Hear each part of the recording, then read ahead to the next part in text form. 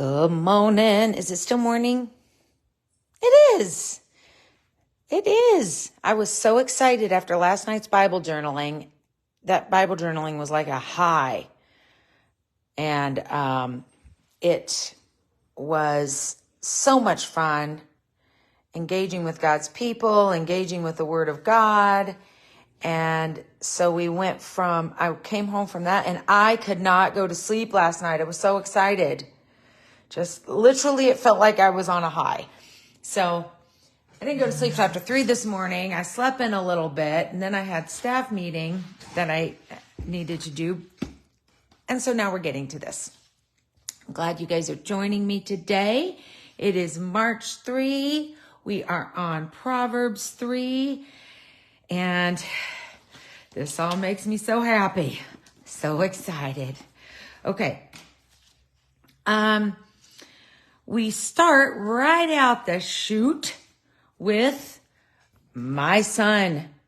Let me get this a little bit more comfortable to my setup here. My son, forget not my law, let thine heart keep my commandment. Oh, goodness. Parents, I always, as a person who, anytime you're parenting children, you always make mistakes. That's how it is. So if you're a young parent on here, you're going to make mistakes. Chill out. It's okay. Everything's going to be fine. Just keep giving it all to the Lord. Make apologies if you have to. It is what it is. So I do I know the pinch of the sting of wishing you'd done something better or different. And so I hate putting that out here in such a broad group. But I do need to give that word to young moms, young parents that are hearing this. The importance in your home that you are very consistent with law and commandment. We're not saying, my son, forget not the good memories we made at Disney World. My son, forget not that I gave you a really good Christmas. My son, forget not that we took great vacations. The most important thing that parents can pass down to their children is law and commandment. Law and commandment. Law and commandment. And then you've got to, anytime you've got a law and commandment, you've got to have a sheriff in town to make sure the law and commandment is taken care of. And the importance of law and commandment, let's see, I made some notes here. The importance of law and commandment is that you will have the child who does not forget the law and the commandment. They have length of days. Now, as an adult, thinking about all you have to get done, if law and commandment gives you length of days, so length of days, length comes from a Hebrew word, orik, and it means physical length of time, but it also means forbearance, self-restraint, of patience. So the ability to endure difficult days. If you've got law and commandment, if your parents have properly instilled in you law and commandment, you're going to be able to have forbearance when days get difficult. You're going to be able to be patient when those days get difficult.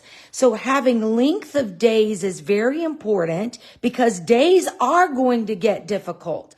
They are. Any adult listening to this knows that day after day after day is not party after party after party. There's some difficulty. There's some bills to pay. There's some relationships to fix.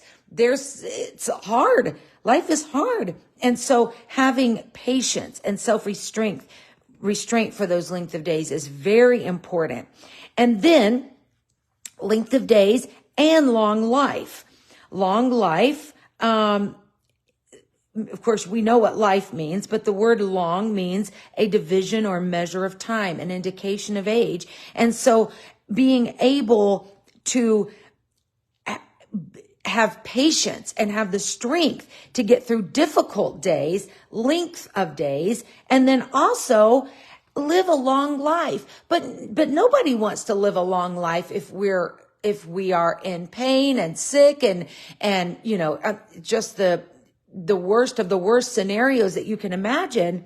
But the cool thing about forgetting not the law and letting your heart keep the commandments is that even though days might get difficult, you got to be patient and you might live a long time, peace is a part of the length of days and the long life. And this word peace is, you might have heard the word shalom. It's common for people to say shalom in the Jewish community when they greet each other. It's like, hello, it's how you doing?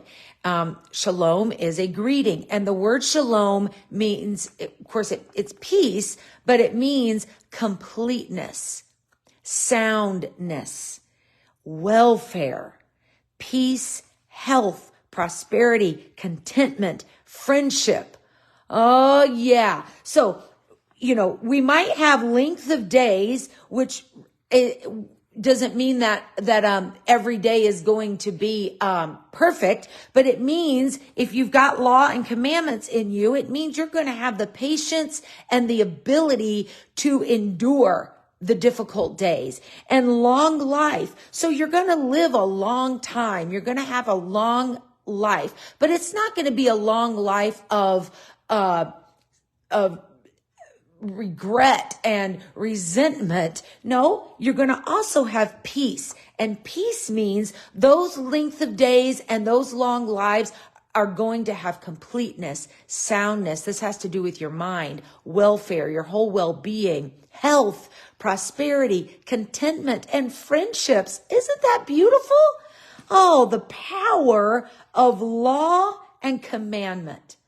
Law and commandment. Do not shun law and commandment, because whenever you're in an environment that has law and commandment, the outcome is strength, long life, and this beautiful long list of what this world is starving for. This world is starving for this definition of peace right now. And it's wrapped up in what they are resisting. This world resists law and resists commandments. Nobody wants to be told what to do. But all this goodness that they seek is directly tied to law and commandment. And so then we get to verse 3. Let not mercy and truth forsake thee. I've got to write down verse 3 right here. Let not mercy and truth forsake thee. Bind them about thy neck. Write them upon the table of thy heart. So this is, I don't care if you look at this like a chain of slavery or like a necklace, but bind it about your neck. I don't care how you have to do it. And write it on the table of your heart. Get it chiseled in there. Why? So you'll find favor and good understanding. Favor means grace, charm, acceptance, and elegance. And good understanding means insight, good sense. Some more definitions of favor is approval, support, an act of kindness beyond what is due. So how do you get favor and good understanding in the sight of God and man? Well, you get favor and good understanding when you combine verses 1 through 4. Now, I'm going to go back a little bit. Let's go to verse 3 and look at mercy and truth. Mercy and truth are two opposite ends of how you conduct yourself. We should have mercy on people's lives. We should live a life of mercy, but we should also live a life of truth. And it's hard to balance these two, because here's why. Truth is actually really hard to live by. A lot of times when you're living by truth, of course, this is narrow is the way that leads to life. This is narrowing things down. When you live by truth, you don't have a your truth and a my truth. That is nonsense. You don't have a your truth and a my truth. Truth is truth, period. And in living by truth, it's hard to do. And so when you're doing a hard thing, I'm going to use the scenario of children. When children are doing a hard thing and are obeying their mom and dad, and a sibling or a friend on the playground is doing the not hard thing, that kid wants to go tell whoever the grown-up is that they're not doing the right thing, because truth is hard to do. And if I've got to do it, you've got to do it. That's sort of our feeling about truth. If I've got to do it, you've got to do it. And so my mom and dad are about to come in. Hi, guys. Hi. I'm doing Bible study. Oh, you are. You can come sit, or you can wait, whichever you want. Yes,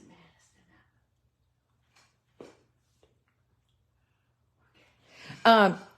So in truth, you've got firmness, sureness, faithfulness, reliableness, spoken in your spoken truth, how you testify about people, in your judgment about people, in your doctrine about people, and you're assured of how you live. And so when you are living by truth, it's very important that you are deliberate to include mercy.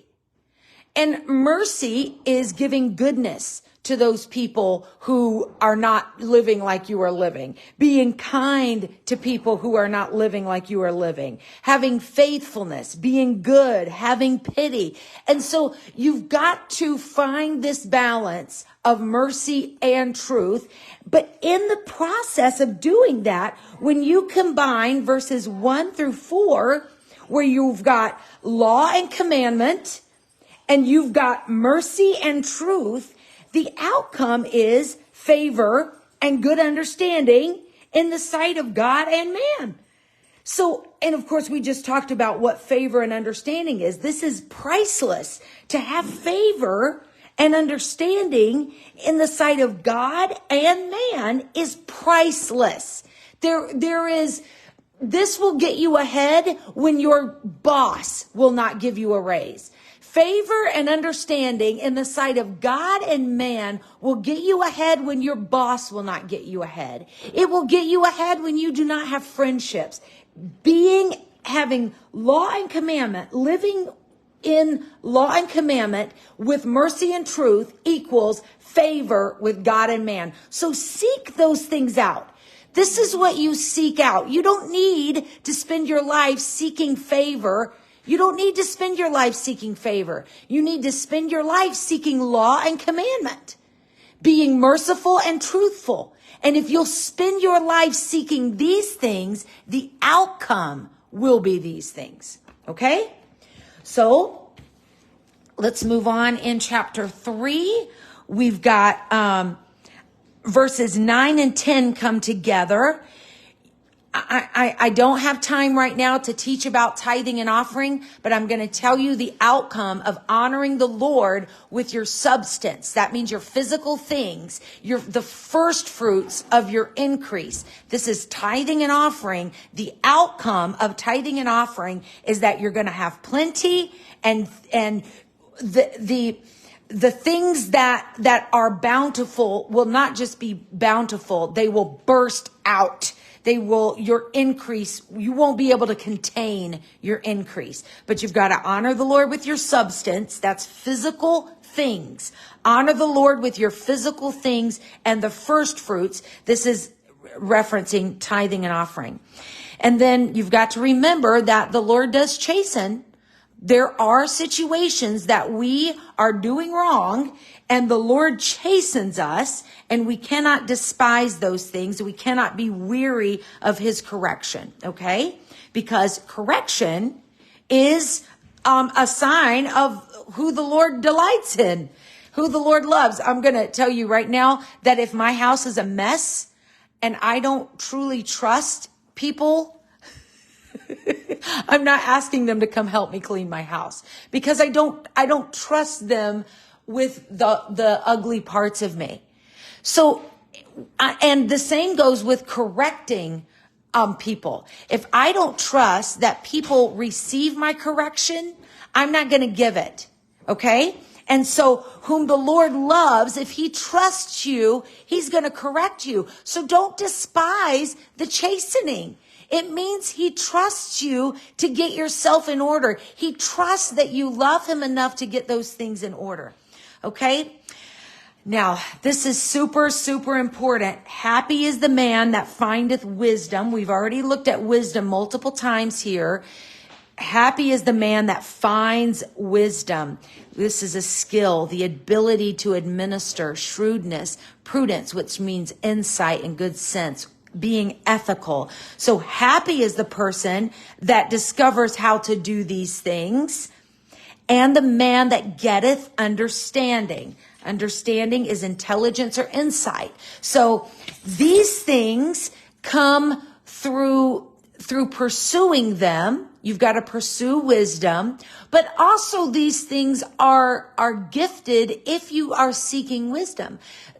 These things are gifted to people who are seeking after wisdom. When God basically gave Solomon a lamp. He's like, ask for whatever you want. What do you want? I'm going to give it to you. And Solomon said, give me wisdom. And because he pursued and asked God for wisdom, this was gifted to him. And so when you pray, ask God for wisdom. Of course, you need to watch the video yesterday to look at how you pursue wisdom. It's all about prayer. It's super cool.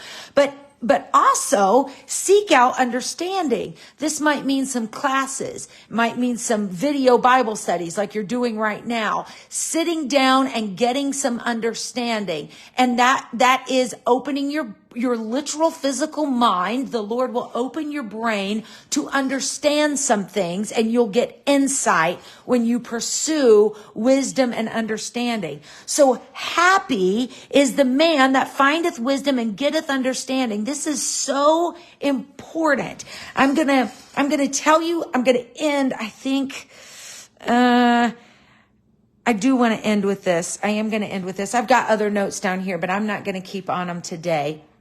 I'm going to end right here with the importance and the power of this. Wisdom and understanding, okay? Now let's go down here and look at verse 19. This is how powerful wisdom and understanding is. By wisdom, by this thing right here that you can have, I don't care if you're a homeless person watching this video. I don't care if you're living in a mansion watching this video. I don't care if you did not succeed in school. I don't care if you've never been to college. I don't care if you don't have money. I don't care what your station is in life. You can find wisdom and understanding. And by wisdom, the Lord founded the earth. By understanding, he established the heavens. This is how powerful wisdom and understanding is. This is how powerful it is, and why you should get it, why you should expend your time, your energy, your finances, whatever it takes, whoever you have to get with, whatever prayer meetings you have to have, whatever Bible studies you have to have. This is how powerful wisdom and understanding is. By wisdom and understanding, the Lord founded the earth and established the heavens. That's how powerful it is. I'm going to point out one more way that wisdom is so powerful. Wisdom, when you read all these verses, wisdom and understanding, the merchandise is better than gold, right? It just talks about it's more precious than rubies. Whatever you desire, it can't even compare to wisdom. Length of days is in her right hand. Left hand is riches and honor. Her ways are the ways of pleasantness. All her paths are peace. We've, of course, already described what, where is it at? What peace is, length of days, what we've already talked about all that earlier in this video. But look at this. She is a tree of life, a tree of life. Now, when's the last time you heard about a tree of life? It's important. It's way over here in Genesis. We're going to look at it real quick. Genesis chapter 2. This is so cool. Genesis chapter 2. Come on.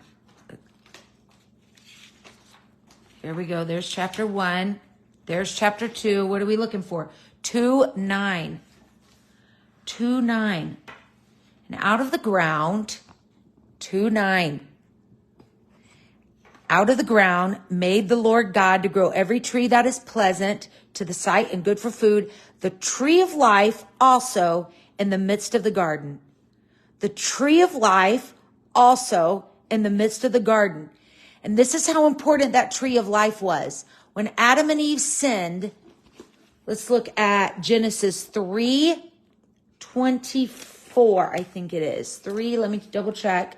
Yep, 24. 3:24.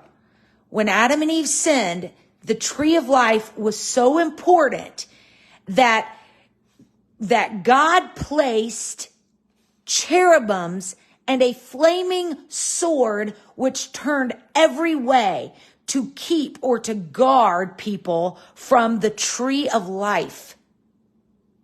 Now look at here, what wisdom will give you access to. She is a tree of life to them that lay hold upon her. If you will gain wisdom and understanding, you get access beyond those flaming swords to the tree of life. Happy is everyone that retaineth her. Isn't that so cool? I love it so much. I love you. Thank you for joining me today. Have a great day.